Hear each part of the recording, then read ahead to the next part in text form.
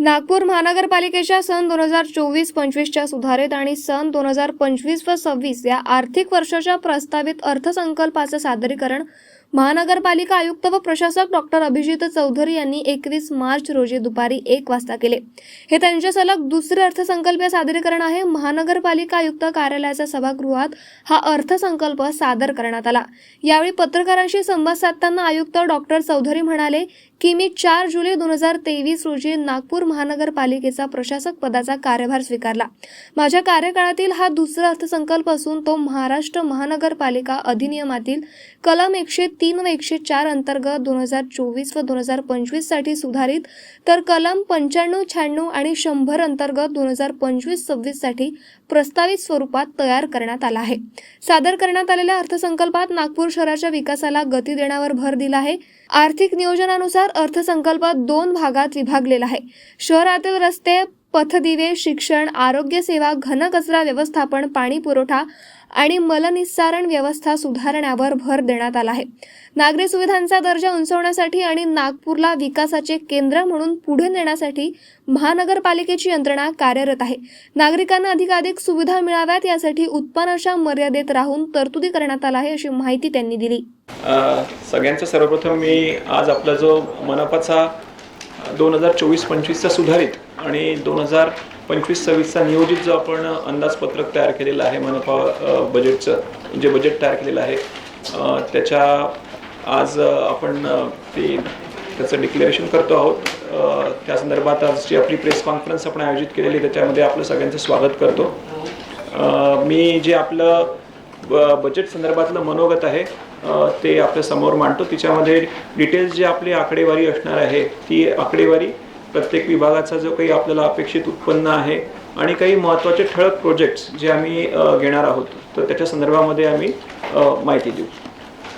2024-25चे सुधारित अंदाजपत्रक याच्यामध्ये सुरुवातीची शिल्लक जी आहे ती 1234.98 कोटी, यामध्ये महसूल तसेच महसुली जमा 4067 कोटी असे एकत्रित जमा 53,5302.45 कोटी एवढी जमा टोटल आणि खर्च 4603 कोटी याच्यासह 698.87 कोटी शिल्लकीचा हा 2024-25चा आपला सुधारित अंदाजपत्रक असणार आहे।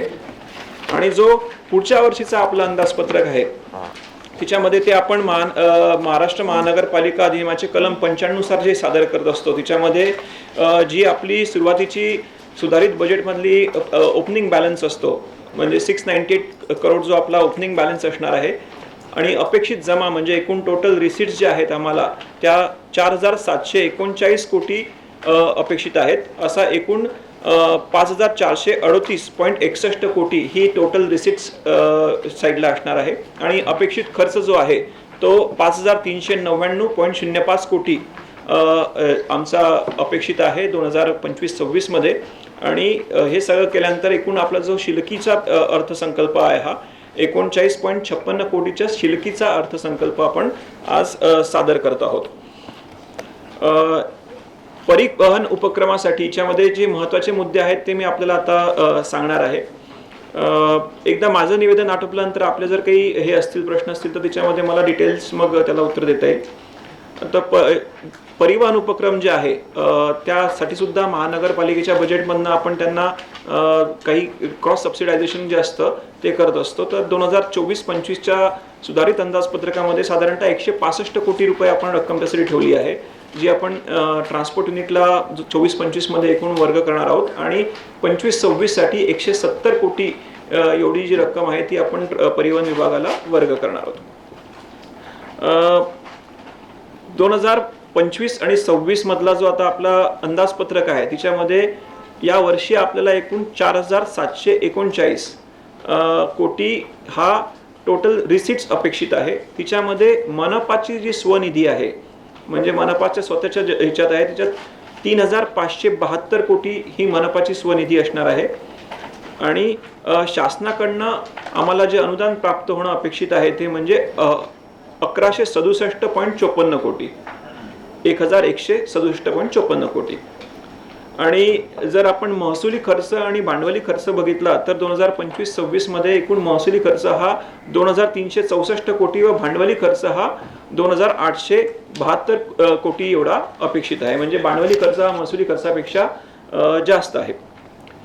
वेगवेगळे जे आपले उत्पन्नाचे स्रोत आहेत त्या स्रोतांमध्ये एक महत्त्वाचं जे उत्पन्न आहे आपलं की जे आपल्याला GSTच्या कंपेन्सेटरी ग्रँट्स येत असतात शासनाकडनं, तिच्यामध्ये 24-25 मध्ये आम्हाला साधारणतः 1640 कोटी जे आहे ते प्राप्त होतील.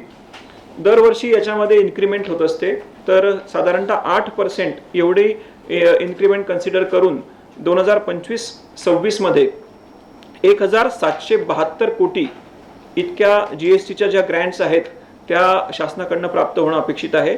आणि मुद्रांक शुल्क म्हणजे स्टॅम्प ड्युटीच्या अगेन्स्ट जे आम्हाला निधी मिळत असतो त्याच्यामध्ये साधारणतः 70 कोटी निधी जो आहे तो 25-26 मध्ये आपल्याला प्राप्त होईल असं अपेक्षित आहे. मालमत्ता कर हा दुसरा एक आपला फार महत्त्वाचा सोर्स ऑफ इन्कम आहे. याच्यामध्ये आपण बघितलं तर आजच्या घडीला साधारणतः 6.68 लक्ष एवढ्या मालमत्ता ज्या आहेत याचं आपण GIS सर्वेक्षण करून घेतलं आहे. त्याचं प्रॉपर आपल्याकडे GIS मॅपिंग झालेलं आहे. या चालू म्हणजे 24-25च्या वर्षामध्ये साधारणतः आपण 11,063 इतक्या नवीन मालमत्ता ज्या आहेत त्या आपल्या सर्वेक्षणातनं किंवा काही लोकांनी आपल्याकडे ॲप्लिकेशन करून त्या आपल्या टॅक्स मिनिटमध्ये आल्या आणि त्यांचं चालू डिमांड 4.52 कोटी आणि बकाया जी आपण ज्या नव्याने निदर्शनास येतात तेव्हा काही 6 वर्ष पाठीमागे जाऊन त्यांच्यावर टॅक्सेशन आपण लावत असतो, तर तो बकाया पकडून साधारणतः 19.87 कोटी एवढी जी रक्कम आहे ती तेवढ्या रकमेच्या नवीन मालमत्तांचं सर्वेक्षण जे आहे ते 24-25 मध्ये आपल्याकडे ॲडिशन झालेले आहे. यावेळेस पहिल्यांदाच आपण 24-25 मध्ये भारतीय डाक सेवेमधनं स्पीड पोस्टच्या सुविधेतनं जी आपली मालमत्ता कराची बिलं जी आहेत ती आपल्या ज्या मालमत्ता धारक आहेत त्यांना देण्याचा हे केला होता. त्याच्यामध्ये साधारणतः आपल्याकडे 2,82,955 एवढ्या मालमत्तांना स्पीड पोस्टच्या द्वारे आपण बिलं जी आहेत ती दिली. काही जे आहेत आपल्या रेकॉर्डमधले ॲड्रेसेस जे आहेत ते पोस्टल ॲड्रेसच्या रिक्वायरमेंट नुसार नसल्यामुळे ते ॲड्रेसेस आता आपण अपडेट करणार आहोत, जेणेकरून 100% किंवा किमान जास्तीत जास्त 90% तरी आपण आपली जी बिलं आहेत ही स्पीड पोस्टने डिलिव्हर करू शकू. आणि याचा फायदा असा होतो की टाइमली बिल डिलिव्हरी होते आणि अश्युअर्ड डिलिव्हरी असते. म्हणजे बरेचदा नाहीतर लोकांची तक्रार अशी असते की आम्हाला बिल मिळत नाही आणि त्याच्यामध्ये काही प्रमाणामध्ये वस्तुस्थिती पण होती, तर ती ऑफसेट करण्यासाठी आणि आमचं मनुष्यबळ लिमिटेड आहे, तर त्याच्यासाठी आम्ही स्पीड पोस्टची जी सुविधा म्हणजे ज्याच्या मार्फत आम्ही बिल वाटप सुरू केलं होतं ते आम्ही 2025-26 मध्ये सुद्धा कंटिन्यू करणार आहोत. ॲड्रेसेसमध्ये अपडेशन करून जास्त पर्सेंटेजमध्ये हे बिलं स्पीड पोस्टने डिलिव्हर होतील याच्यासाठी प्रयत्न करणार आहोत. जी मालमत्ता करामधल्या आपल्या ज्या 12 विविध सुविधा असतात ज्या आपल्याला महाराष्ट्र सेवा हमी कायद्याअंतर्गत द्यायच्या असतात त्या सर्व ऑनलाईन सुविधा आपण उपलब्ध करून दिलेल्या आहेत. त्याच्यामध्ये मॅक्झिमम लोकांनी त्याचा लाभ घ्यावा हे पण मी आपल्या मार्फत एक हे करतोय आवाहन.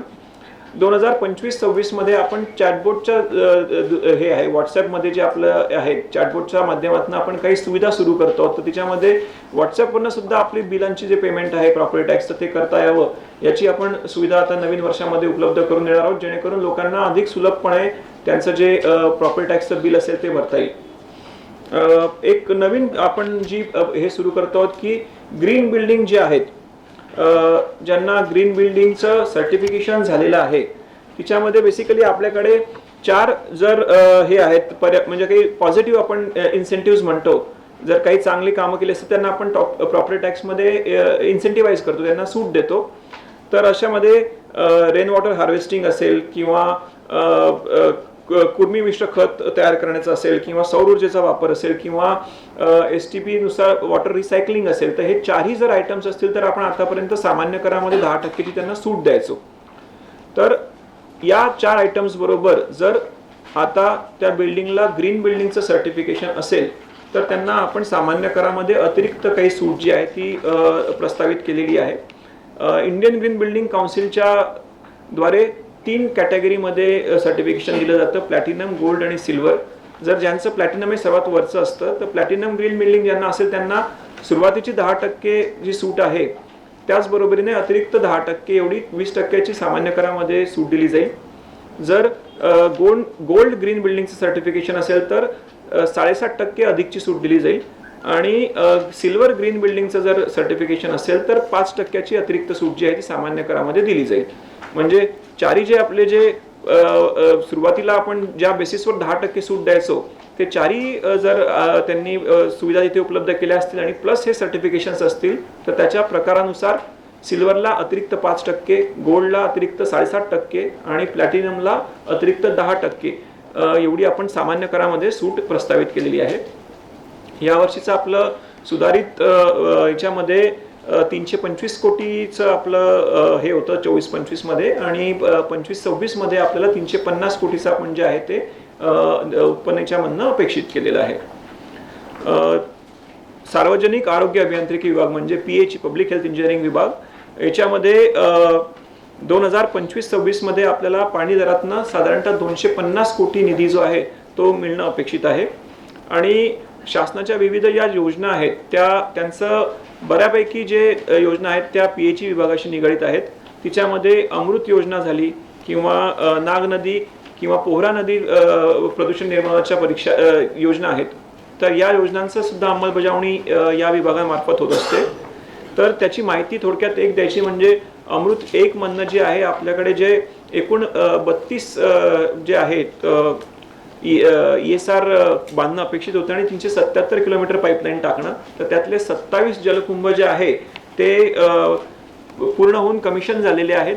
अतिरिक्त 4 पण आपले आता कमिशन होण्याच्या मार्गावर आहे आणि एकाचं बांधकाम सुरू आहे आणि 377 किलोमीटर पाईपलाईन ही पूर्णतः कंप्लीट झालेली आहे। डबल डेकरचं जे आपलं ESR होता तो भारतातला पहिला डबल डेकर ESR जो आहे तो आपल्याकडे नागपूरमध्ये बांधला गेला आणि त्याचं बांधकाम देखील कंप्लीट झालेलं आहे। याच्यात फायदा आपल्याला असा झालेला आहे की या अमृत 1 किंवा अमृत 2 ची जी पाणी पुरवठा योजना आहे त्याच्यामध्ये आपल्याला नॉन नेटवर्क एरियामध्ये आपण जी पाणी पुरवठ्याच्या लाईन्स टाकल्या होत्या त्याच्यामुळे 2018 मध्ये जी टँकरची संख्या 346 होती ती संख्या कमी होऊन आता सध्या 59 टँकर्स जे आहेत ते कार्यरत आहेत आणि जसे जसे अतिरिक्त आपण एरियाज आपण कव्हर करणार आहोत त्याच्यामधनं आपल्या शहरामध्ये पूर्ण शहर जे आहे ते टँकर मुक्त करण्यासाठी आपलं नियोजन आहे। अमृत 2 मध्ये सुद्धा जो आपला वॉटर सप्लायचा एक प्रोजेक्ट मंजूर झालेला आहे ती कामं सुद्धा आपली मे 2025 पर्यंत कंप्लीट होणार आहेत। आपल्याला जी दिलेली त्याच्यामध्ये डिटेल्स सगळे नमूद केलेले आहे। नाग नदी प्रदूषण निर्मूलन प्रकल्प जो आहे हा 1926 कोटीचा प्रकल्प जो आहे तो आपल्याला मंजूर झालेला आहे। त्याच्यामध्ये केंद्र शासनाचा 60%, 25% स्टेटचा आणि 15% कॉर्पोरेशनचा असा हिस्सा असणार आहे। तर मनपाचा हिस्सा त्याच्यामध्ये 304 कोटी आहे। या नाग नदीच्या प्रकल्पामध्ये ती आपली PMC ची अपॉइंटमेंट जी आहे ती कंप्लीट झालेली आहे आणि पॅकेज तिच्यामध्ये 5 पॅकेजेसमध्ये हा प्रोजेक्ट आहे। तर आता येणाऱ्या 25-26 मध्ये आपल्या सर्व प्रकल्प 5 पॅकेजेसचे DPR फायनल करून निविदा काढल्या जातील आणि त्यांची प्रत्यक्ष कामांना सुरुवात होईल। त्यातल्या पॅकेज नंबर 5 म्हणजे जो इलेक्ट्रिक क्रेमेटोरियाचा जो पार्ट आहे त्याचं DPR ऑलरेडी रेडी आहे आणि त्या निविदा सुद्धा आता लगेच येत्या 7-8 दिवसामध्ये आपण पब्लिश करू शकणार आहोत। त्याचबरोबर महत्त्वाचा एक जो प्रोजेक्ट आहे तो पोहरा नदी चा प्रदूषण निर्मूलनाचा प्रोजेक्ट आहे। त्याच्यामध्ये एकूण 5 पॅकेजेसच्या सगळ्यांच्या आपल्या वर्क ऑर्डर्स सुरू झालेल्या आहेत आणि कामं सगळी सुरू आहेत। घनकचरा व्यवस्थापनाच्या संदर्भामध्ये बायोमायनिंगसाठी सुद्धा आपण 2019 ते 2023 मध्ये बायोमायनिंग करून मनपाची साधारणतः 55 एकरची जागा जी आहे ती मोकळी केली होती। त्याचबरोबरीने आता अतिरिक्त आपली SBM2 मध्ये सुद्धा बायोमायनिंगची आपण वर्क ऑर्डर दिलेली आहे। तिच्यामध्ये साधारणतः 10.5 लक्ष टन आणि त्याच्यात अतिरिक्त क्वांटिटी असेल तर ती सुद्धा SBM2 मध्ये ते फंड करणार आहेत। तर त्याच्या निविदा काढल्या आहेत आणि 2026 सप्टेंबर पर्यंत याद्वारे आपण अतिरिक्त जे 21 एकरचं जे हे आहे जमीन आहे ती पूर्णतः तिथला जो लिगसी वेस्ट आहे तो क्लिअर करणार आहोत। ससबिडीचा जो प्रकल्प आहे त्याची आता प्रकल्प उभारण्याची जी आहे ती प्रक्रिया सुरू आहे सॉलिड वेस्ट प्रोसेसिंगची। तात्पुरत्या स्वरूपामध्ये त्यांनी 9 एकरची जी आपण जागा दिली होती त्याच्यामध्ये सॉलिड वेस्ट प्रोसेसिंगचा प्लांट एस्टॅब्लिश केलेला आहे आणि सध्याच्या स्थितीला तिथे साधारणतः 400 टनापर्यंतचा जो कचरा आहे त्याच्यावर प्रक्रिया केली जाते आहे. त्याची कपॅसिटी जी आहे ती आपण एप्रिल अखेरपर्यंत 750 टनापर्यंत वाढवणार आहोत. याचबरोबर सॉलिड वेस्ट मॅनेजमेंटमध्ये काही नवीन जे आपले कन्सेप्ट्स आहे म्हणजे RRR सेंटर्स आहे, रिड्यूस रियूज आणि रिसायकल सेंटर्स, ते आपण सुरू केलेले आहेत. त्याचे डिटेल्स आपल्याला स्पीचमध्ये जे आपल्याला हे दिले ड्राफ्ट दिलेला आहे त्याच्यामध्ये भेटतील सगळे डिटेल्स. तसेच ट्रान्सफर स्टेशन जे एस्टॅब्लिश करायचे आहेत ते सुद्धा आपण 5 ठिकाणी ट्रान्सफर स्टेशन एस्टॅब्लिश केलेले आहेत. काही ठिकाणी कामं सुरू आहेत. एक नंतरचा महत्त्वाचा जो आमचा रिसीट्सच्या दृष्टीने महत्त्वाचा डिपार्टमेंट आहे ते म्हणजे नगररचना विभाग. नगररचना विभागामध्ये आमचं 2024-25 मध्ये आमच्या अपेक्षेपेक्षा अतिरिक्त उत्पन्न होऊन साधारणतः 467 कोटी जे आहे ते आपल्याला 2024-25 मध्ये सुधारित बजेटमध्ये निधी मिळणं अपेक्षित आहे, म्हणजे अपेक्षित आहे ते. आणि पुढच्या आर्थिक वर्षामध्ये 2025-26 मध्ये आमचा नगररचना विभागाकडनं साधारणतः 500 कोटीचा निधी उपलब्ध होईल, हे आमचा अंदाज आहे. त्याचबरोबर बाजार विभागामध्ये सुद्धा आपला एक हे आहे मार्केट डिपार्टमेंट आहे, त्याच्यामधनं 2025-26 मध्ये साधारणतः 15 कोटी निधी प्राप्त होणं अपेक्षित आहे. स्थावर विभागामध्ये 2025-26 मध्ये 10.95 कोटी एवढा निधी आपल्याला उत्पन्न अपेक्षित आहे. याच्यामध्ये काही नवीन जे आपण काम सुरू केलेले आहे इस्टेट डिपार्टमेंटमध्ये, त्याच्यामध्ये अभिलेखांचं स्कॅनिंगची जी प्रक्रिया आहे ती सुरू झालेली आहे, जेणेकरून आपले जे सगळ्या मालमत्ता आहेत त्याचं प्रॉपर रेकॉर्ड जे आहे ते मेंटेन होईल. आपल्या मालमत्तांचं सुद्धा प्रॉपरली त्याचं जिओ फेन्सिंग, जिओ टॅगिंग करून एक कन्सॉलिडेटेड रेकॉर्ड तयार करणं हे आमचं 2025-26 मध्ये उद्दिष्ट आहे. आणि मग एकदा त्याचं पूर्ण लिस्टिंग प्रॉपर झालं तर आम्हाला प्रॉपर युटिलायझेशन किंवा रेव्हेन्यू जनरेशन त्या जमिनींमधनं करणं हे अधिक सोयीचं जाणार आहे. आकाश चिन्ह विभाग जो आहे ॲडव्हर्टाइजमेंट, तिच्यामध्ये 2025-26 मध्ये आम्हाला साधारणतः 9 कोटी उत्पन्न जे आहे ते अपेक्षित आहे. होर्डिंग इन्फॉर्मेशन मॅनेजमेंट हे सॉफ्टवेअर आपल्याकडे आपण कार्यान्वित केलेलं आहे. सर्व आपले जे होर्डिंग संदर्भातलं रेकॉर्ड आहे ते आता डिजिटाईज झालेलं आहे. तसंच laser distance measurement instrument, drone shooting आणि मोबाईल ॲप यांच्या माध्यमातून आपण पूर्ण सर्व एक एजन्सी नेमून सर्व होर्डिंगचं जे आहे ते एकदा पुन्हा सर्वेक्षण करून घेतलेलं आहे. काही तिच्यामध्ये जे अनऑथराइज्ड होर्डिंग्स आहेत तेही आम्हाला डिटेक्ट झालेले आहे. काही ठिकाणी आम्हाला एरियाचे व्हेरिएशन आढळलेले आहे. तर त्याचा आम्हाला उत्पन्न वाढीसाठी नंतर या सर्व डेटाचा जो आहे तो फायदा होणार आहे. आपण सर्व होर्डिंग्सवर QR कोड देखील लावतो आहोत आणि ते QR कोडची जी आहे ते स्कॅन केल्यानंतर जनरल पब्लिकला सुद्धा त्या होर्डिंगचे डिटेल्स जे आहेत ते उपलब्ध होणार आहे. माननीय उच्च न्यायालयाच्या आदेशानुसार जे कंप्लायन्स अपेक्षित आहे तो आपण केलेला आहे. या विभागाच्या माध्यमातून उत्पन्न वाढीसाठी नागपूर शहरात जे विविध ठिकाणी एस्टॅब्लिशमेंट्स आहे किंवा दुकानं आहेत त्यांच्यावर जे फलक प्रकाशित होत असतात त्या शॉप बोर्डच्या संदर्भामध्ये परवाना फी आकारण्यासंदर्भामध्ये आम्ही धोरण निश्चित करणार आहोत आणि त्याचं सर्वेक्षण करून अतिरिक्त आपल्या मनपाच्या उत्पन्नामध्ये या संदर्भातनं आपल्याला भर पडू शकते. तसं आपल्याकडे येतं तर सार्वजनिक बांधकाम विभाग जो आहे तो एक महत्त्वाचा विभाग आहे. त्याच्यातले काही महत्त्वाचे प्रोजेक्ट जे आहेत ते मी आपल्याला जस्ट त्याच्या संदर्भातली करंट स्थिती आणि आर्थिक हे सांगतो. तर सिमेंट कॉन्क्रीट रस्त्यांचा टप्पा 4 जो आपल्याला शासनाकडनं मंजूर झाला होता त्याची कामं जी आहेत आपली सगळी सुरू आहेत. ते आतापर्यंत 13 किलोमीटरच्या वर आपली जी कामं आहेत ती कंप्लीट झालेली आहे. एकूण 23.45 किलोमीटरची कामं होती ती येत्या 3 महिन्यामध्ये कंप्लीट करण्याचं सर्व कामं सुरू आहेत. तर नवीन फायनान्शियल इयरमध्ये जून 2025 पर्यंत ही सर्व कामं कंप्लीट करण्याचं आपलं नियोजन आहे. राज्य आपत्ती व्यवस्थापन म्हणजे SDRFच्या फंड्समधनं सुद्धा आपल्याला 204 कोटींचे प्रस्ताव जे आहे ते आपल्याला शासनाने प्रशासकीय मान्यता त्याला दिली होती. त्याची जी आपल्या रिटर्निंग वॉलची कामं आहेत आणि रोड रिपेअरची कामं आहेत सगळी कामं सुरू आहेत. या संदर्भात 24-25 मध्ये शासनाकडनं आपल्याला 86 कोटीचा निधी प्राप्त झाला आणि उर्वरित निधी जो आहे तो 25-26 मध्ये मिळणं अपेक्षित आहे. रस्ते सुधारणा व निर्माणमध्ये याच्या रुटीन बरोबरच काही जी महत्त्वाची आपण यावेळेस हे केलेलं आहे म्हणजे 24-25 मध्ये आपलं हॉटमिक्स प्लांट जो आहे त्याचं पूर्णतः आपण रिनोव्हेशन केलेलं आहे. त्याच्यासाठी लागणारी 5 नवीन टिपर्स, नवीन JCB, पेवर फिनिशर, रोलर्स आणि counter flow drum mix plant जो आहे याची आपली खरेदी प्रक्रिया आटोपलेली आहे, त्याची उभारणी आता सुरू आहे. 31 मार्चपर्यंत किंवा आणखी म्हणजे 15 एप्रिल पुढच्या येत्या एका महिन्याच्या कालावधीमध्ये हा नवीन प्लांट जो आहे तो आपला कार्यान्वित होणं अपेक्षित आहे, जेणेकरून आपल्याला जी मनपामार्फत सुद्धा काही रोड जे क्रिएट करायचे असतील म्हणजे पॅचवर्क बरोबरीने नवीन आपण डांबर रोड जे आहेत ते सुद्धा करू शकू. येत्या बजेटमध्ये आपण ब्रिजेसच्या निर्माणासाठी सुद्धा 30 कोटीची अतिरिक्त तरतूद ठेवलेली आहे. काही जे आपल्या नदीवरचे जे ब्रिजेस आहेत तिच्यामध्ये मल्टिपल पियर्स असल्यामुळे पाण्याच्या प्रवाहाला अवरोध होतो असं जे ऑब्झर्वेशन होतं. आपल्याकडे जेव्हा disaster management point of view एक एजन्सी शासनाने नेमली होती आणि त्यांचे काही जे सजेशन्स आले होते त्याच्यामध्ये हा एक हे होतं की जे जुने ब्रिजेस आहेत त्याच्या मल्टिपल पियर्स असल्यामुळे पाण्याच्या प्रवाहाला अवरोध होतो, तर त्याला बदलून जिथे पियर नाही म्हणजे सिंगल स्पॅन चे ब्रिजेस जे आहेत ते करावे. तर त्याच्यासाठी मनपाच्या मार्फत आपण प्रायोरिटी ब्रिजेस काही आयडेंटिफाय करून त्याचं इम्प्लिमेंटेशन पुढच्या आर्थिक वर्षामध्ये करणार आहोत आणि त्याच्यासाठी 30 कोटी निधी आपण ठेवलेला आहे. स्लम विभागामार्फत विविध कामं आपल्याकडे केली जातात. तर मागासवर्गीय कल्याण विशेष समिती अंतर्गत दुर्बल घटक योजना राबवणे याच्यासाठी आर्थिक वर्ष 24-25 मध्ये आपण 48.73 कोटी एवढी रक्कम दिली होती. ती वाढवून आपण 25-26 मध्ये 69 कोटी एवढी तरतूद जी आहे ती याच्यासाठी देत आहोत. त्याचबरोबर पे अँड यूजच्या स्वरूपामध्ये आपण काही नवीन स्मार्ट शौचालय जे आहेत तर त्यांची कामं सुरू केलेली होती.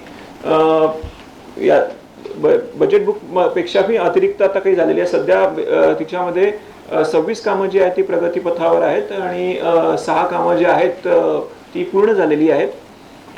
तसंच स्वच्छ भारत मिशन मार्फतही आपल्याला काही आकांक्षी टॉयलेट्स बांधायचे होते, त्याचं सुद्धा बांधकाम जे आहे आपलं सुरू आहे. घरकुल योजना ज्या आहेत त्या घरकुल योजनेमध्ये रमाई योजना जी आपल्याकडे राबवली जाते अनुसूचित जाती व नवोदित घटकांसाठी, तर त्याची अंमलबजावणी देखील सुरू आहे. 2024-25 मध्ये साधारणतः 1107 एवढ्या नवीन घरकुल बांधण्यासाठी आपण परवानगी दिली आणि याच आर्थिक वर्षामध्ये साधारणतः 1520 घरं जी आहेत ती आपली बांधकाम पूर्ण झाली. त्याच्यामध्ये 23-24 मधली जी काही 413 उर्वरित होती ती सुद्धा आपण इन्क्लूड केलेली आहे. अशी एकूण 1520 घरकुलं जी आहेत रमाईमधली ती कंप्लीट झाली आणि 25-26 मध्ये साधारणतः आपण 2500 घरकुलं जे आहे ते बांधण्याचं उद्दिष्ट ठेवलेलं आहे. हे रमाई योजनेसाठी आहे. लोकशाहीर अण्णाभाऊ साठे नागरी दलित वस्ती सुधार योजना याच्यामधनं आपल्याला डीपीसी मधनं निधी प्राप्त होत असतो, तर आम्हाला साधारणतः 25-26 मध्ये 90 कोटी इतका निधी याच्यामध्ये अपेक्षित आहे. प्रकल्प विभागामार्फत विविध प्रकल्प जे सुरू आहेत त्याच्यामध्ये देवडिया प्रकल्प जो आहे आपल्या देवडियाचा आपला मोठं मॅटर्निटी हॉस्पिटल आपण बांधतो आहोत. नंदग्रामचा प्रकल्प जो आहे तो सुरू आहे. नंदग्रामचा निधी आपल्याला प्राप्त झालेला आहे. देवडियाचा जो निधी आहे राज्य शासनाकडचा उर्वरित निधी तो 25-26 मध्ये येणं आम्हाला अपेक्षित आहे. आपल्याला जे मूर्ती विसर्जन कुंड साठी निधी प्राप्त झाला होता त्याच्यातले 3 कामं आपल्याकडे सुरू होते. गोरेवाडा, लकडगंजला कच्ची विसा मैदानामध्ये आणि पोलीस लाईन टाकीमध्ये. तर कच्ची विसाचं काम जे आहे ते कंप्लीट झालेलं आहे. गोरेवाडा आणि पोलीस लाईन टाकीचं जे आहे विसर्जन कुंडाचं काम प्रगतीपथावर असून 25-26 मध्ये आपण हे काम कंप्लीट करत आहोत. त्याचबरोबर जिजाऊ स्मृती संशोधन केंद्रासाठी आपल्याला जी 36.39 कोटी रुपयाचं सुधारित प्राकलन पाठवलं होतं त्याला शासनाची प्रशासकीय मान्यता प्राप्त झालेली आहे आणि त्याची उर्वरित कामाचं जे निविदा काढून ते काम पूर्ण करण्याचं काम जे आहे ते 25-26 मध्ये केलं जाईल. एक जो आपण नवीन प्रकल्प राबवतो आहोत की केंद्र शासनाच्या मार्फत एक क्लीन स्ट्रीट फूड हब जे आहे म्हणजे सुनियोजित असे स्ट्रीट फूडचं एक हब तयार करायचं, त्याचं काम आपल्याकडे घेण्यात आलेलं आहे. त्याच्यासाठी महानगरपालिकेला 1 कोटी रुपये शासनाकडनं मिळाले होते आणि त्यात अतिरिक्त जी काही आवश्यकता आहे तशी साधारणतः 3 कोटी 80 लाख आपण त्याच्यामध्ये देतो आहोत. तर पहिल्यांदाच आपल्या शहरामध्ये एक असं क्लीन फूड स्ट्रीट जो आहे तो आपण डेव्हलप करू शकू. त्याचबरोबर टाउन हॉलचं जे काम आहे ते आपलं सुरू आहे आणि येणाऱ्या आर्थिक वर्षामध्ये 25-26 मध्ये हे काम आपण कंप्लीट करणार आहोत. त्याचा निधी जो आहे तो राज्य शासनाकडनं प्राप्त झालेला आहे. ऑरेंज सिटी स्ट्रीटमध्ये आपण हा एक आपला एक महत्त्वाकांक्षी असा प्रकल्प आहे की ज्यामध्ये आपण लँड मॉनिटायझेशन जे आहे ते करून महानगरपालिकेसाठी निधी उभारतो आहोत. तर आतापर्यंत प्लॉट 1B, 2A, 5, 18 आणि 4 याच्यासाठी विकसक निश्चित झालेले आहेत आणि त्या दृष्टीने आम्हाला जे निधी आहे साधारणतः 37 कोटीच्या वर निधी आम्हाला आतापर्यंत प्राप्त झालेला आहे. पुढील वर्षी या प्रकल्पांमधनं आणि काही अतिरिक्त इतरही लँड पार्सल जे आहेत ते आम्ही या बेसिसवर DBFOS पद्धतीने डेव्हलपमेंटसाठी देणार आहोत.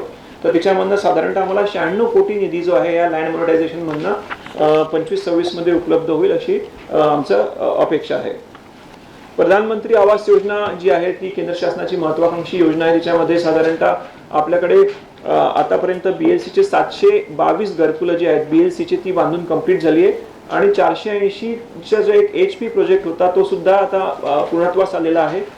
तिच्यात मे 2025 पर्यंत हा प्रकल्प पूर्ण करून आपण त्याच्या ज्या सदनिका आहेत त्यांच्या लाभार्थ्यांना त्याची वाटप करणार आहोत. त्याचबरोबर प्रधानमंत्री आवास योजना 2 ही सुद्धा केंद्र शासनाने राज्य शासनाने केलेली आहे, कार्यान्वित केलेली आहे. तर त्याच्यासाठी सुद्धा आपण लोकांचे जे अर्ज आहेत ते घेण्यासाठी सुरुवात केलेली आहे आणि आपल्याकडे साधारणतः 2 जागा सुरुवातीला आता आपण आयडेंटिफाय केलेल्या आहेत नारीमध्ये, जिथे आपण HP प्रकल्प जे आहेत म्हणजे परवडणारी घरे हा प्रकल्प जो आहे तो त्या ठिकाणी आपण राबवत आहोत. त्याचा DPR आपला तयार झालेला आहे. उद्यान विभागामार्फतही आपण विविध उपक्रम जे आहेत ते राबवले होते.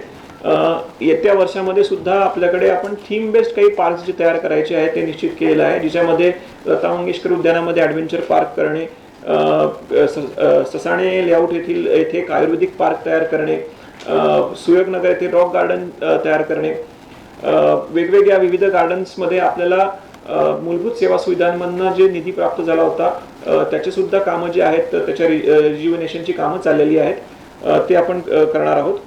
फ्लावर फेस्टिवल हा आपण याच्या अगोदर मागच्या वर्षी सुरू केला होता. हे यावेळेस त्याचं दुसरं वर्ष होतं. त्याचा अधिक त्याला व्यापक स्वरूप द्यायचं विचार आहे. त्यासाठी आवश्यक जी बजेटरी प्रोव्हिजन आहे ती सुद्धा आम्ही बजेटमध्ये केलेली आहे. मनपाच्या वतीने एकूण आपण 2024-25 मध्ये 90,000 वृक्षांची लागवड केलेली होती. 25-26 मध्ये साधारणतः 1.5 लाख वृक्ष जे आहेत ते आपल्याला लावायचं आपलं नियोजन आहे. त्याच्यासाठी आपला ट्री ऑथॉरिटीचा म्हणजे ट्री ऑथॉरिटी आपली कमिटी असते जिथे आपण ट्री कटिंगसाठी जेव्हा निधी देतो त्याचा निधी आपण जमा करत असतो त्याच्या बजेटमधनं. तसेच आपल्याला एअर क्वालिटी कंट्रोल इम्प्रूव्हमेंटसाठी सुद्धा ग्रीनिंगसाठी शासनाकडनं निधी प्राप्त होतो. अशा विविध बजेटरी सोर्सेसमधनं आपण आपल्या शहराचं ग्रीन कव्हर वाढवण्यासाठी सुद्धा प्रयत्न करणार आहोत. मी जसं आपल्याला सांगितलं की ॲडव्हेंचर गार्डन जे आहे ते आपण एक लता मंगेशकर गार्डनमध्ये हे करणार आहोत. त्याच्यामध्ये वेगवेगळे जे झिप लाईन, रोपवे, हाय रोप सोर्सेस असे वेगवेगळे जे आपले ॲडव्हेंचर स्पोर्ट्स असतात ते त्याच्यामध्ये अवेलेबल करून देणार आहोत. त्याचा खर्च साधारणतः आपल्याला 5 ते 6 कोटी इतका अपेक्षित आहे. त्याचबरोबर आपण फ्रेंड्स ऑफ गार्डन ही योजना सुद्धा राबवली गार्डनच्या याच्यासाठी. त्याला अधिक फॉर्मलाइज करण्याचा आमचा मानस आहे, कारण की तिच्यामधनं आम्हाला ज्या काही तक्रारी किंवा फीडबॅक मिळतात त्याच्यामधनं डिपार्टमेंटच्या कामाची इम्प्रूव्हमेंट होत आहे. त्याच्यामध्ये विद्युत विभागामध्ये आपण एक महत्त्वाकांक्षी प्रकल्प जो राबवतोय म्हणजे IITMS intelligent and integrated traffic management system. तर त्याच्या कार्यादेश निर्गमित होऊन काम ॲक्च्युली सुरू झालेलं आहे आणि येत्या आर्थिक वर्षामध्ये हा प्रोजेक्ट पूर्ण करण्याचं 25-26 मध्ये आपलं नियोजन आहे. त्याचबरोबर काही MSCDCLचे जे हे आहेत रोड वायडनिंग नंतर ते खांब मध्ये राहिलेले असतात, त्याच्यामध्ये अशा वेळी त्या खांबांना आणि वायर जे आहेत ते शिफ्टिंग करण्यासाठी म्हणून आम्ही बजेटमध्ये प्रोव्हिजन केलेली मागच्या वर्षी पण केली होती. त्यात आम्ही काही 9 ते 10 कामं आयडेंटिफाय केलेले आहे मनपाच्या अखत्यारीतल्या रस्त्यांचे. ते यावर्षी सुद्धा आम्ही ती प्रोव्हिजन उपलब्ध करून दिलेली आहे. त्याच्यामध्ये आपण हे लाईन ज्या आहेत त्या वीज वाहिन्या भूमिगत करण्याचं काम करणार आहोत. त्याचबरोबर इल्युमिनेशनची जी कामं आहेत म्हणजे सिटी ब्युटिफिकेशनमध्ये इलेक्ट्रिक डिपार्टमेंट मार्फत इल्युमिनेशनची वेगवेगळी कामं केली जातात. ज्याच्यामध्ये आपण राजीव गांधी गार्डनमध्ये ग्लो गार्डन तयार केलं, तसंच रामझुलाचं आपण हे केलं, इल्युमिनेशन केलं. वेगवेगळे जे आपले ओव्हरब्रिजेस आहेत किंवा चौक आहे, डोट डिवायडर्स आहेत, तिथे इल्युमिनेशनची कामं केली. ती सुद्धा आपण पुढच्या आर्थिक वर्षामध्ये सुद्धा नियोजित आहे. तसंच एक जो आपण इलेक्ट्रिक व्हेकल चार्जिंग स्टेशन्स जे आहेत ते PPP स्वरूपामध्ये 11 ठिकाणी इलेक्ट्रिक चार्जिंग स्टेशन्स जे आहेत व्हेकल चार्जिंग स्टेशन्स ते आपण उभारणार आहोत. त्याची डिटेल लिस्ट जी आहे ती आपल्याला दिलेल्या निवेदनामध्ये नमूद केलेली आहे. त्याची निविदासुद्धा पब्लिश झालेली आहे. विकासक फायनल करून येत्या 2 ते 3 महिन्यामध्ये त्यांचं काम जे आहे त्याच्या संदर्भात सुरू होईल. आरोग्य विभागामार्फत आपलं रेग्युलरली विविध योजना सुरूच असतात. साधारणतः आपल्याकडे 51 UPSCs आहे NUHMच्या अंतर्गत आणि या व्यतिरिक्त मनपाची इतर आपली हॉस्पिटल्स सुद्धा असतात, डिस्पेन्सरीज आहेत.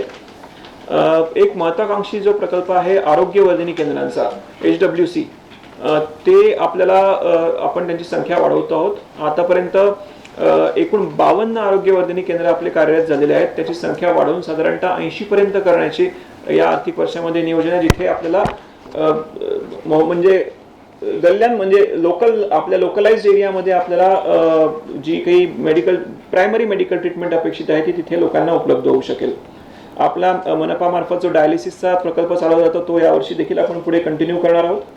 2024-25 मध्ये आपण इंदिरा गांधी रुग्णालय, पाचपावली सुतिकागृह, सदर येथील नवनिदान केंद्र आणि हिवरीनगर येथील UPSC येथे फिजिओथेरपी युनिट्स जे आहेत ते सुरू केलेले आहेत.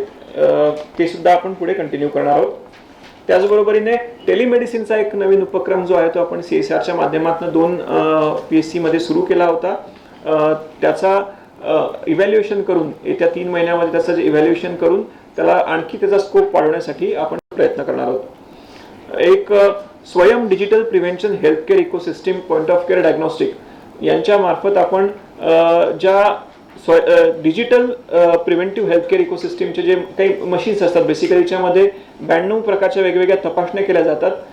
त्या 6 ठिकाणी आपण अशा ज्या हे आहेत सिस्टीम्स आहेत त्या उभारलेल्या, म्हणजे त्याच्यासाठी वर्क ऑर्डर्स दिलेले आहेत, त्या येत्या आर्थिक वर्षामध्ये कार्यान्वित होतील. आरोग्य विभागाच्या मार्फत म्हणजे सॉलिड वेस्ट मॅनेजमेंटच्या संदर्भामध्ये आपण विविध ज्या एजन्सीज आहेत त्यांच्या मार्फत डोर टू डोर कलेक्शन करून कचरा उचलत असतो. त्यासाठी अधिक इफेक्टिव्हली मॉनिटरिंग करण्यासाठी आपण व्हेकल ट्रॅकिंग सिस्टीम जी आहे, कमांड अँड कंट्रोल सिस्टीम जी आहे ती उभारलेली आहे. त्याला अधिक इफेक्टिव्ह करण्याचा आपला पुढच्या आर्थिक वर्षामध्ये प्लॅनिंग आहे, तयार केलेला आहे. त्यासाठी स्वतंत्र असा 7.5 कोटी रुपयाची तरतूद जी आहे ती आम्ही केलेली आहे. त्याचबरोबर आपलं भांडेवाडी इथे जे ॲनिमल क्रिमॅटोरियम आहे त्याचं काम सुरू आहे, ते काम हे पुढच्या आर्थिक वर्षामध्ये कंप्लीट करणार आहोत. दहनघाट आणि कब्रस्थानांचा विकास करण्यासंदर्भात सुद्धा आपल्याकडनं कंटिन्युअस काम केलं जात आहे. काही महत्त्वाचे दहनघाट आहेत त्या ठिकाणी प्रॉपर DPR तयार करून त्याचा विकास करण्यासंदर्भामध्ये नियोजित आहे येत्या आर्थिक वर्षामध्ये. आणि पर्यावरणपूरक अशा पद्धतीने शवदहन व्हायला पाहिजे याच्यासाठी आपण 6 ठिकाणी ब्रिकेट्सच्या मार्फत जे करतो, 6 दहन घाटांवरती ब्रिकेटच्या मार्फत केलं जातं. तेच वाढवून आता आपण अतिरिक्त आणखी 9 घाट तिच्यामध्ये करणार आहोत. आणि पर्यावरणपूरक जे ब्रिकेट्समधनं दहन होईल त्याचा काही जो ॲडिशनल खर्च येणार आहे ते आपण फ्री ऑफ कॉस्ट देत असतो. त्याचा जो काही ॲडिशनल खर्च येणार आहे तो आपल्या बजेटमध्ये आपण कन्सिडर केलेला आहे. त्याचबरोबरीने आपल्याकडे 2 घाटांवर डिझेल आणि 3 घाटांवर LPGचे पण हे आहे, शवदाहिनी आहेत. तर त्याचा स्कोपही आता आपण त्याच्यामध्ये पण इन्क्रीज करणार आहोत. समाज कल्याणमार्फत विविध ज्या योजना राबवल्या जातात त्यासाठी सफिशियंट आर्थिक तरतूद जी आहे ती आपल्या याच्यामध्ये केलेली आहे. त्यांचे डिटेल्स जे आहे वेगवेगळ्या योजनांचे, कारण संख्या खूप मोठी आहे, तर ती आम्ही सगळी याच्यामध्ये नमूद केलेलं आहे.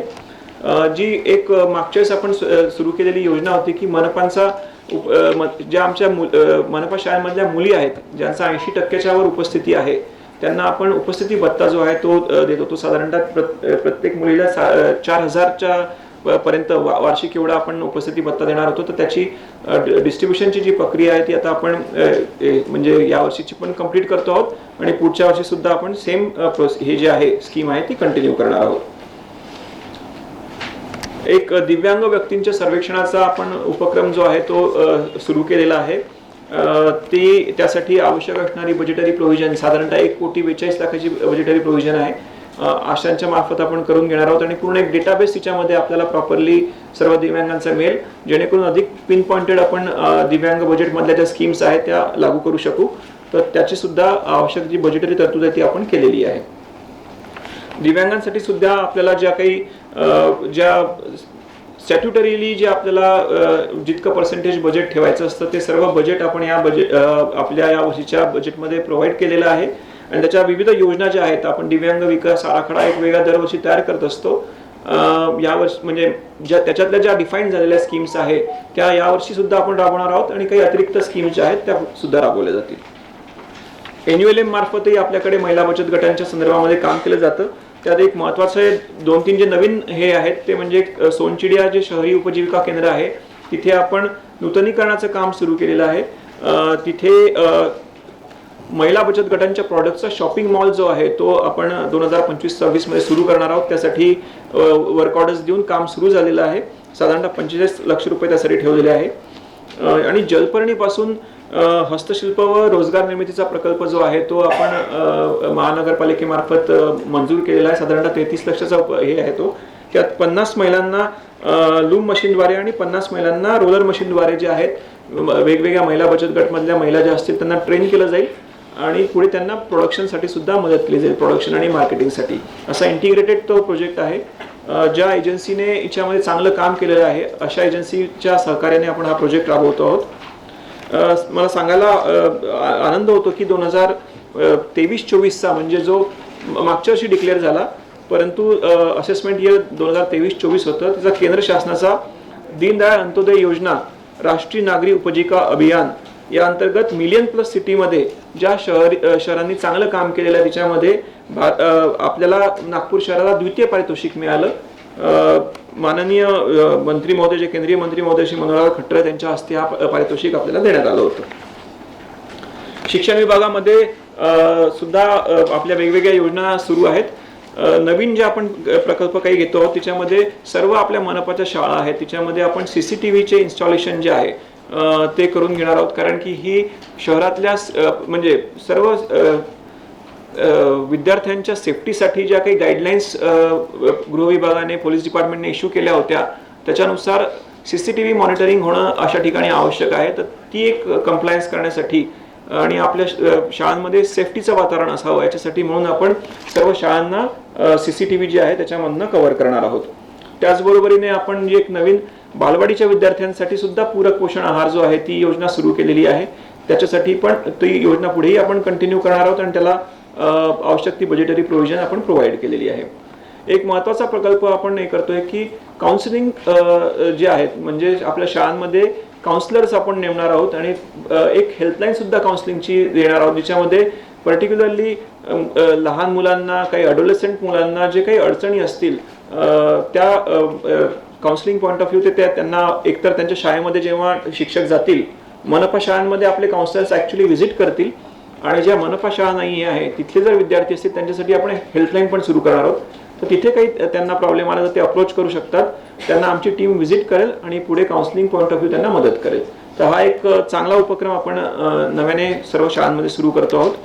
शिक्षणोत्सव हा आपण त्याचा स्कोप जो आहे तो यावर्षी वाढवणार आहोत. त्यासाठी बजेटरी प्रोव्हिजन सुद्धा आपण यावेळेस वाढवलेली आहे. उपस्थिती भत्त्याबद्दल मी आपल्याला थोडं याच्यापूर्वीच सांगितलेलं आहे. शाळांमध्ये बालवाडीमधनं बेसिकली आपल्याकडे पहिलीमध्ये ॲडमिशन्स होत असतात. तर बालवाडीमध्ये अधिक चांगल्या पद्धतीने लक्ष देण्यासाठी आपण काही जिथे 20पेक्षा अधिक बालकं आहे अशा सर्व बालवाड्यांसाठी कंत्राटी जे बालवाडी शिक्षिका ज्या आहेत त्या सुद्धा आता या नवीन वर्षामध्ये आपण त्यांना नियुक्त करणार आहोत जेणेकरून तिथे प्रॉपर पद्धतीने एकतर आपण पूरक पोषण आहारही सुरू केला आहे प्लस प्री प्रायमरी एज्युकेशन जर व्यवस्थित झालं तर ते एकतर शैक्षणिक जी त्यांच्या एज ॲप्रोप्रिएट त्यांना जे स्किल्स यायला पाहिजे त्याचे ते अक्वायर करतील आणि तिथून मग ते महानगरपालिकेच्या शाळांमध्ये येऊ शकतील. सुपर 75 किंवा याच्या अगोदरच ज्या वेगवेगळ्या आपल्या स्कीम्स झालेल्या ज्याचा उल्लेख आपण निश्चित केलेला आहे त्या पुढेही कंटिन्यू राहतील. आपण नवचेतना प्रोजेक्ट अंतर्गत जवळजवळ 18 शाळांमध्ये 114 डिजिटल बोर्ड लावले. 5 शाळांमध्ये कम्प्युटर लॅब्स अवेलेबल करून दिलेले आहेत. क्रीडा शिक्षक, संगीत शिक्षक, कंत्राटी संगणक शिक्षक हे सुद्धा आपण नियुक्त केले आहेत. शाळेतील लोकांना विद्यार्थ्यांना एक्स्ट्रा करिक्युलर ॲक्टिव्हिटीजमध्ये त्यांना प्रॉपरली ट्रेन करण्यासाठी आणि ओव्हरऑल यांची डेव्हलपमेंट व्हावी याच्यासाठी. एकूण 2025-26 मध्ये शिक्षण विभागासाठी 132 कोटी एवढी आपण निधी जी आहे ती त्याची तरतूद करून दिलेली आहे. क्रीडा व सांस्कृतिक डिपार्टमेंटमध्ये ज्या मेजर स्कीम्स काही सुरू झाल्या तर नवीन एक उडान खेळ प्रोत्साहन योजना जी आहे तिच्यामध्ये आपण 74 पात्र खेळाडूंना लाभ दिला आणि ती योजना पुढेही आता कंटिन्यू करत आहोत. त्याच्यासाठी आपण त्याला बजेटरी प्रोव्हिजन दिलेली आहे. काही एक्सलन्स सेंटर्स जे आहेत एखाद्या खेळाचे एक्सलन्स सेंटर्स उभारण्याचं सुद्धा नियोजन आहे. त्याच्यामध्ये सुरुवातीला एक टेबल टेनिसचं एक्सलन्स सेंटर जे आहे ते आपण ओपन करतो. त्यासाठी या अर्थसंकल्पामध्ये आपण 4 कोटीची तरतूद दिलेली आहे. विविध स्पर्धांचं जे आयोजन करायचं आहे त्या स्पर्धा सुद्धा आपण काही याच्यात वेगवेगळ्या संस्थांच्या माध्यमातून किंवा स्वतः महानगरपालिकेमार्फत आपण आयोजित करत असतो. त्यासाठीही सफिशियंट बजेटरी प्रोव्हिजन आपण दिलेली आहे. ग्रंथालय विभागामार्फत वेगवेगळ्या ठिकाणी आपण ई ग्रंथालयाच्या सुविधा ज्या आहेत त्या उपलब्ध करून दिलेल्या आहेत. पंडित दीनदयाल उपाध्याय ग्रंथालय, राष्ट्रमाता कस्तुरबा ग्रंथालय, स्वर्गीय कुंदनलाल गुप्ता ग्रंथालय यांची दुरुस्ती आणि आधुनिकीकरणाची कामं जी आहेत आपली झालेली आहेत. तसेच मोमीनपुरा येथे आपल्याला ई लायब्ररी जी आहे खूप भव्य अशी ई लायब्ररीचं काम जे आहे आपलं सुरू आहे. साखरे च्या वाचनालयामध्ये एक किड्स लायब्ररी नव्याने आपण तिथे तयार करतो आहोत. त्याच्यासाठी पण बजेटमध्ये आम्ही 5.25 कोटी निधीची तरतूद केलेली आहे. अग्निशमन व आणीबाणी व्यवस्थेमध्ये आम्ही आमूलाग्र बदल म्हणजे मशिनरी पॉईंट ऑफ व्ह्यू किंवा overall capacity of the department point of view फार मोठ्या प्रमाणामध्ये बदल केलेले आहेत. आपल्या नॉर्म्सनुसार शहराचा एक जो मास्टर प्लॅन तयार करणं अपेक्षित होतं की किती आपल्याला फायर स्टेशन पाहिजे, तो आपण मास्टर प्लॅन अप्रूव्ह करून घेतलेला आहे. 22 अग्निशमन केंद्रांचा एक ओव्हरऑल मास्टर प्लॅन तयार केला आहे आणि सध्या आपली 11 अग्निशमन केंद्र कार्यरत आहे, ते आपण हळूहळू वाढवतो आहोत. 5 पावली अग्निशमन केंद्राचं काम हे अंतिम टप्प्यामध्ये आहे आणि ते लवकरच आपण त्याचं लोकार्पण करू शकू. लक्कडगंज आणि गंजीपेठ येथील अग्निशमन केंद्र जे आहे ते 25-26 मध्ये आर्थिक वर्षामध्ये आपण त्याची मान्यता घेऊन त्याचे काम सुरू करणार आहोत आणि ते लवकरात लवकर कार्यान्वित करू. त्याचबरोबर 14 फायर टेंडर आणि 70 मीटर उंचीचा आपला हायड्रोलिक प्लॅटफॉर्म जो आहे त्याचे सुद्धा खरेदीचे आदेश विभागाने दिलेले आहेत. ते सर्व जे आहेत 25-26 मध्ये आपल्या डिपार्टमेंटमध्ये लोकांच्या सेवेसाठी येतील. त्याचबरोबरीने इतरही काही जे आपल्याला ॲडिशनल मशिनरी घ्यायची आहे ती त्यासाठी साधारणतः 25 कोटीचा निधी जो आहे तो आपण 2025-26च्या बजेटमध्ये अवेलेबल केलेला आहे. मॅनपॉवरच्या रिक्रुटमेंटसाठी सुद्धा युनिफाईड RR जे आहेत एकदा अप्रूव्ह झाले की मॅनपॉवरची रिक्रुटमेंट सुद्धा आपण करणार आहोत. त्याच्यासाठी पण लागणारी आर्थिक तरतूद जी आहे ती आपण यावेळेस कन्सिडर केलेली आहे. ओव्हरऑल जर आपण बघितलं तर जस्ट एक गोषवारा मी पुन्हा एकदा रिपीट करेन की 2024-25च्या सुधारित अंदाजपत्रकाची सुरुवातीची शिल्लक जी होती 1234 कोटी, त्याच्यामध्ये महसुली जमा आमचे 4067 कोटी असे एकत्रित करून 5302 कोटीचा आमचं 2024-25चं एकूण रिसीट्स होत्या सुधारित बजेटच्या.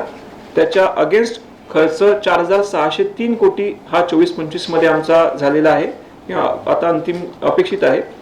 आणि त्याच्यानंतर अंतिम शिल्लक जी राहणार आहे 698 कोटी 2024-25 मध्ये. ही 698 कोटी ही आपल्या 25-26च्या मध्ये ओपनिंग बॅलन्समध्ये आहे आणि एकूण आम्हाला रिसीट्स ज्या अपेक्षित आहे त्या 4739 कोटीच्या रिसीट्स अपेक्षित आहे 25-26 मध्ये. असा एकूण टोटल आपला अर्थसंकल्प जो आहे तो 5438 कोटीचा रिसीट साईडला आहे आणि अपेक्षित खर्च जो आहे हा 5399 कोटीचा आहे. असा एकूण 39.56 कोटी शिल्कीचा अर्थसंकल्प आज आपण सादर करत आहोत. नागपूर शहराच्या विकासासाठी प्रशासन हे आमचं कटिबद्ध आहे. एक नागपूर शहर आपलं ग्लोबल अफोर्डेबल आणि टॉप क्लास त्याच्यामध्ये हे असाव्या, infrastructure facilities even social facilities मनपामार्फत व्हावा, याच्यासाठी आपण मनपामार्फत कंटिन्युअस प्रयत्न करणार आहोत आणि त्या दृष्टीने हा अर्थसंकल्प आम्ही तयार केलेला आहे. नागपूर महापालिकेचे कामकाज पाहताना माननीय मुख्यमंत्री श्री देवेंद्रजी फडणवीस, माननीय केंद्रीय मंत्री श्री नितीनजी गडकरी, माननीय उपमुख्यमंत्री आणि अर्बन डेव्हलपमेंट मिनिस्टर श्री एकनाथजी शिंदे, माननीय उपमुख्यमंत्री श्री अजितदादा पवार आणि आपल्या नागपूर जिल्ह्याचे पालकमंत्री श्री चंद्रशेखरजी बावनकुळे, राज्यमंत्री श्री आशिष जयस्वाल, तसेच जिल्ह्यामधील सर्व सन्माननीय आमदार, खासदार व सर्व लोकप्रतिनिधी यांचं वेळोवेळी आम्हाला सहकार्य मिळत असतं, त्याच्यासाठी मी त्यांचा आभार व्यक्त करतो. त्याचबरोबरीने सन्माननीय अप्पर मुख्य सचिव नगर विकास, विभागीय आयुक्त, जिल्हाधिकारी आणि आपण सर्व आपल्याचंही आम्हाला फार सहकार्य असतं, त्यांचेही मी आभार मानतो. आणि जे काही आपल्याला नागपूर शहराला च्या बद्दलच्या एक लोकांच्या अपेक्षा आहेत सर्व्हिस डिलिव्हरीच्या बाबतीमध्ये किंवा इन्फ्रास्ट्रक्चर पॉईंट ऑफ व्ह्यू, त्या अपेक्षांना पूर्ण करण्याच्या दृष्टीने हा अर्थसंकल्प आम्ही नियोजित केलेला आहे आणि ते आम्ही प्रत्यक्षात उतरवण्यासाठी पुरेपूर प्रयत्न करू असं आपल्या सगळ्यांना आश्वासन देतो. धन्यवाद.